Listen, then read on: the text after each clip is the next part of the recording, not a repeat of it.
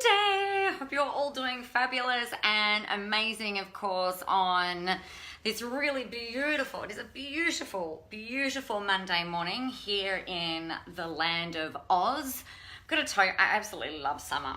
I love it. I don't love 40 plus degree heats or 110 plus if you're in the Fahrenheit regions of the world. Hey, Beck. We are running a little bit at a different time today. Surprise! But I guess one of the things that I've been journaling about today, and it's kind of been bubbling away, I touched on it, I think it was last week or the week before when I was talking about really being triggered by something that somebody else posted. And it's around this topic of authenticity. So one of the things I think when we start talking about authenticity is people are like, okay, great. So I'm going to be me no matter what. Come hell or high water, I'm going to be me. And that's brilliant. You know, that is absolutely being authentic. But what people sometimes, I guess, fail to realize is that you can be different and still be authentic in different moments in time and in different situations. So I remember a lady that I used to know quite well, and there was some different times where, hey Blake, hey, I haven't seen you in ages. Hey, how are you? There was different times where, given a little bit of latitude, could become quite obnoxious. By my view of the world, could become quite disrespectful, again, in my view of the world. And there were just some kind of like different, some different things kind of going on. And I remember having a conversation with her, hey, Joe, and she said, well, I'm just being my authentic self. And I think people these days can, in this world of, you've got to be authentic, people can use this idea or theory or way of life of being authentic as a freaking excuse to be an asshole, to be condescending, to be disrespectful, to be the less amazing version of them. So something that I guess that I wanted to look at and really kind of highlight is that you can be. My thing is that if you're being the best version of you today, and if you're being the best, most authentic version of you today, and that might be different with the way that you interact with the lady at the supermarket or the gentleman at the supermarket. It might be different to the way that you are with your children. It might be different to the way that you speak to your mother-in-law or your father-in-law, right? To me, I'm still me in every situation in my world, but I'm not going to go and be, I'm a case in point, I'm not going to go and swear my ass off with my parents-in-law just because I'm being my authentic self, right? Because that's just who I am, and fuck you, fuck this, bullshit this, rah, rah, rah, and whatever. I think there's different versions of authenticity for different occasions. Where it becomes harder, I think, for the people that I talk to, like for you guys, is it's like, well, all right, I've got to be online. I've got to be me. I've got to be the authentic version of me in order to do that. And inadvertently, sometimes what we do, and I know I've done this in the past, is like, okay, well, I'm going to wear this authentic version of me today. And it's actually not really you being authentic. Right? Because if you're trying to pull kind of like an element of you out and like really sort of force that out, then it's more forced than natural. And I think the thing that you'll find is that when you are really being you, when you're really being authentic, it should be, not that there's any shoulds in the world, but you will probably find that it is effortless, that it's just easy.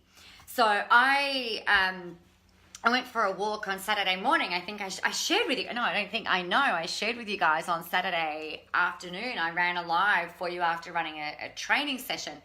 And I'm like, I'm just really kind of overwhelmed with gratitude because I've kind of just lived my ideal life, a day in my ideal life that I wrote out a few years ago. And my girlfriend and I, by the time she got here until we walked and then came back, there was not a pause in conversation. It was just easy. If it was easy, it was effortless. It just kind of like the conversation kind of rambled, and it would just kind of worked really well. Now, the way I am with her is a bit different to the way I am on video, right? Because even though like this is a two-way conversation and I trust that this is resonating, you're not talking to me. So I'm just, assuming that you're on board with this whole conversation, which you are because you're still watching. So that, I guess, like the way that felt with Kylie on the weekend, and the way that it feels with Joe, the way it feels with Melissa, the way it feels with Dom, we're walking this morning, and sometimes there's, silent bits, and then other times we're jibber-jabbering, and other times we're flirting with each other, and more often than not we're flirting with each other, if I'm honest. Other times we're solving the problems of the world and with the kids and, this, that, and the other. And it's just easy. And I think when you're really being the best, most authentic you for your marketing, for your Facebook Lives, for your writing and things like that, it should feel easy. It should feel good for you. And I think that's what we should be more aiming for versus you should really be you online, or just be the authentic version of you. But, we still want to be respectful of our audience, right? Respectful of the audience being literally the people you're talking to online, the audience that you're talking to at a networking event, the audience that might be your husband or your wife or your children or your in-laws or your parents or your brother or your sister or the Coles checkout person, or the guy I walked past, bless his heart, it was freaking hot here yesterday.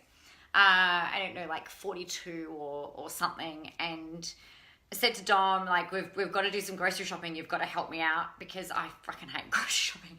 So you've got to help me. We'll do the menu plan. We'll do the list. I've got to go to Bunnings. I've got to go to the pet store. We've got to do some stuff. We left the kids at home. We've hightailed it out of there. And we've got out to the front of Coles, and where we'd parked, we parked around here, and we had to walk around past a guy who must have been, he was weathered, and he'd have to have been, mid to late 60s, I'd say, playing his guitar with his hat on the ground in, 42 degrees, probably in the shade. It's the kind of heat where you get out the car and it's like your eyeballs, set themselves on fire. It's like hotter than the deepest depths of hell, I imagine. Haven't been there, but I imagine. Just super, super hot. And Dom and I kind of walked past him, and I kind of looked, put my left hand on my heart, literally put left hand on my heart. I've gone inside and I said, Dom, just hang on a second. Went out, gave him $5. I just said, I didn't have anything smaller. And I put it in his hand, bless you, walked in, and off I went. Now, in that moment, it was just this is just what needs to happen. This is just exactly what needs to happen. And I'm not sharing that with you for any other reason, but that was, it was just, it felt like it was that authentic thing. Just, bless you. And, I guess the thing that we tend to do is, instead of, what I might have done, and sometimes I choose to walk past and not give money. Sometimes I walk past and give money. It's just whatever I feel called to do in the moment. But I guess it's just it just felt right. It was a no-brainer. It was just easy. And it was just yeah, bang, this is just what needs to happen. So I think if we're able to embrace that type of feeling in our bodies, in our worlds, in our marketing, with our clients, with everything that we do, and we lose this thing where, fuck, I've got to be authentically me. What does the authentically me look like today? I tell really bad dad jokes, which I think are freaking hilarious. I laugh a lot. I do a lot of inner work on myself personally. I believe in spirituality. I fucking believe in magic. I believe in the power of, cleaning out your energetic field. I believe in doing the work. I believe in so many things. I do believe in you being the best damn version of you that you can be every day and putting your best foot forward. But if you're trying to sit there and think, okay, so what is the authentic version of me going to say today? It's like, and if you're in this mindset where like the world is fucked and I hate it, and you try and put your happy face on, your laughing face on, then, you know, because you feel like, well, I've got to share the authentic version of me, you're kind of missing the point. So I just really wanted to do the live today and challenge your thinking around this idea or this concept of authenticity. I do believe you need to be the best version of you. I do believe that you've got to endeavor to do the right thing by yourself, by your audience, by your people, by your family, by the people who matter around you on a daily basis. But be aware that sometimes the way that you are, like the way that I am with clients, is slightly different because I'm respectful of them. You know, it's slightly different to how I might be at like my 40th birthday party surrounded by friends and larrikins, and, you know, there's zero pressure or agenda to deliver a particular thing, right? Whereas if I'm partying with clients, I'm still me, still the authentic version of me, and we'll still have a shitload of fun and whatever, but it's just slightly different because I'm respectful of the environment. So I think that, you know, if we look back at the example that I gave about this lady that used to be in my world, and she used authenticity as an excuse or as a scapegoat to be pretty fucking obnoxious, actually.